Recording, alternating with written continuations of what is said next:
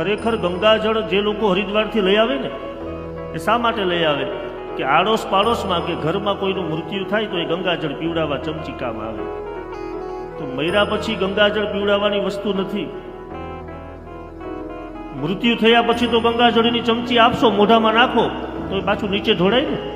એ થોડો પી જશે કે લાવો હજી થોડુંક પી લો એમ કહેશે, અને ઊભો થઈને બોલે તો તમે ઊભા પણ નહીં રહ્યો. મર્યા પછી ગંગાજળ પીવડાવવાની વસ્તુ નથી. ગંગાજળ જો તમે હરિદ્વારથી લઈ આવ્યા હોય, તમારા ઘરમાં હોય, તો ગંગાજળનો સદુપયોગ એ છે કે તમે તમારા ઘરે કોઈ પણ તિલક કરો, જ્યારે ચંદન કે ભસ્મ, ત્યારે એમાં થોડું ગંગાજળ નાખો, એનાથી ચંદનને મિશ્રિત કરીને તિલક કરો, તમારા મનમાં વિચારો બદલાઈ જશે. આ ગંગાજળનો સદુપયોગ છે. તમારા ઘરમાં તમે દેવી દેવતાઓની મૂર્તિ રાખતા હોય, એની પૂજા વિધિ કરતા હોય, તો એ